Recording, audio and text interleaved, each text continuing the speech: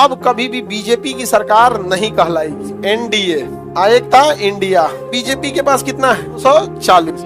अच्छा, अगर इंडिया को बुला देते राष्ट्रपति के पास समस्या अटक। राष्ट्रपति जब अपना विवेक लगाएगा, विवेकाधिकार शक्ति, अमूमन राष्ट्रपति को अपना दिमाग लगाने की जरूरत नहीं है, कौन लगाता है? मंत्रिमंडल। लेकिन कब ये अपने बुद्धि विवेक का लगाएगा? जैसे इस बार बताइए 2024 इलेक्शन में दो धारा था, एक था नेशनल डेमोक्रेटिक अलायंस एनडीए, एक था इंडिया कौन सा? इंडिया। दो गठबंधन था, सरकार कौन बनाया? एनडीए बनाया है। अकेले बीजेपी के पास कितना है? 240। समझ आ गया कि नहीं आ गया? हालांकि मांगे थे मोदी जी, कितना मांगे थे? 400। जनता ने जीएसटी काट लिया। खैर, भारत में इसमें कोई अचंभा की बात नहीं है कि 400 बोले हैं तो 250 आ गए, इसमें कौन सा अचंभा की बात है?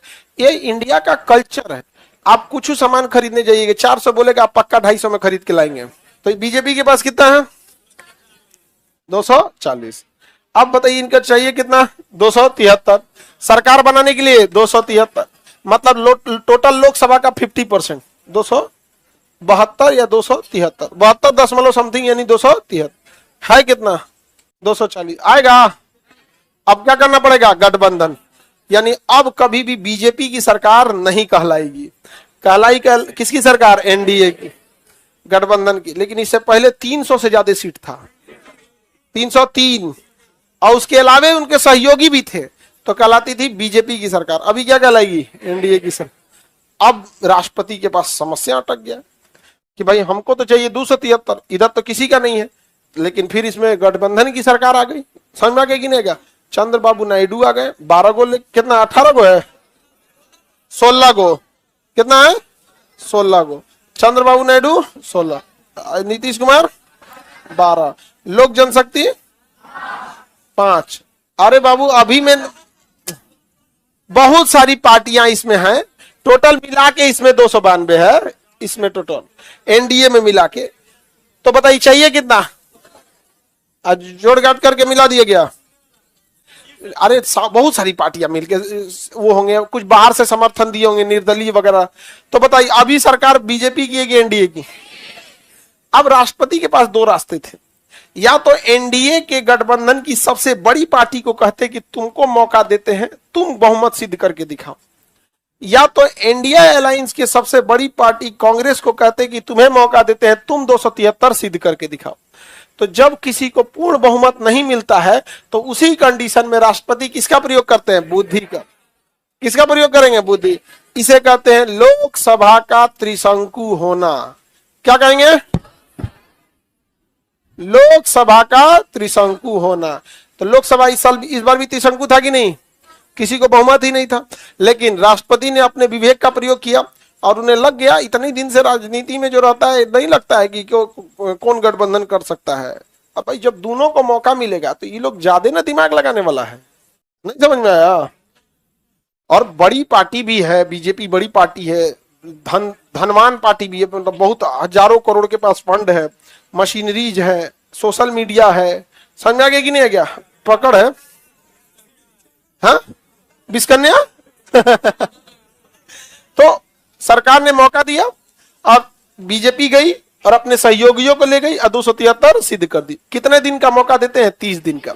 यानी अगर आपको बहुमत सिद्ध करना, बहुमत मतलब 50%, वर्तमान लोकसभा में 243 का कितना होता है? 50%, 273, 545 का 50% कितना हो जाता है? 273। यानी 273 का मतलब लोकसभा का कितना परसेंट? 50%। तो जब कभी किसी को स्पष्ट बहुमत ना आए तो उसी समय राष्ट्रपति किसका प्रयोग करते हैं?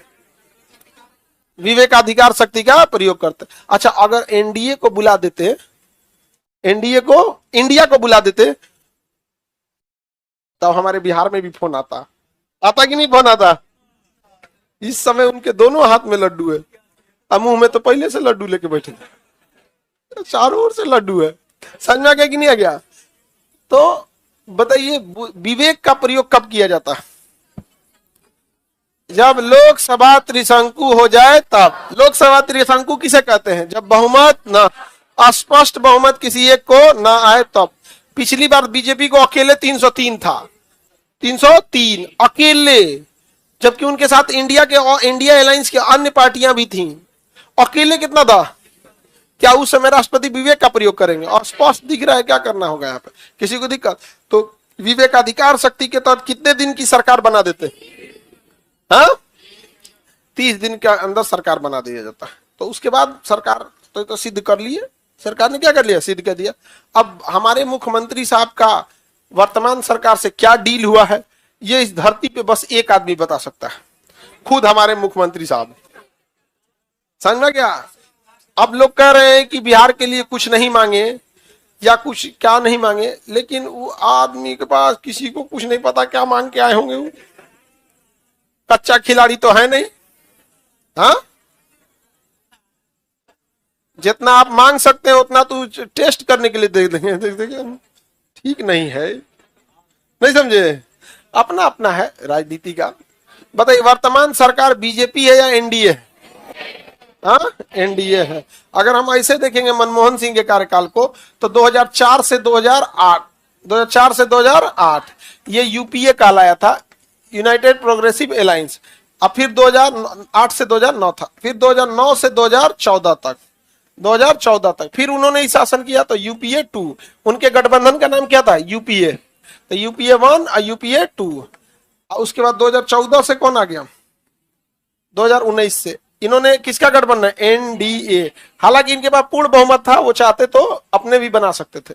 और 2019 से 2024 एनडीए 2, एनडीए 2।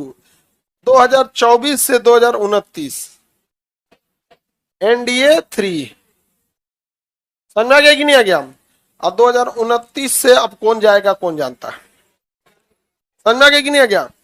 कौन, लोकतंत्र में कभी कुछ नहीं होता है। लास्ट के 2 साल जो होते हैं ना, वो गवर्नमेंट पे जनता जो होती है ना, कब किस मामले में घूम जाएगी किसी को नहीं पता था। इस बार मोदी जी को भी आइडिया था, हाँ, उनको भी आइडिया नहीं लगा था। बस जानते हैं, ये कुछ कुछ युवाओं के साथ जो वैकेंसी वगैरह वाला गड़बड़ाया ना, गड़बड़ा गया। और ज्यादातर किधर से गड़बड़ाया आप ध्यान दीजिएगा, बिहार और यूपी का वो हिस्सा जो ज्यादा बिहार से सटा है। ये युवाओं का जो वैकेंसी वाला मैटर था, थोड़ा सा नाराज चल रहे थे।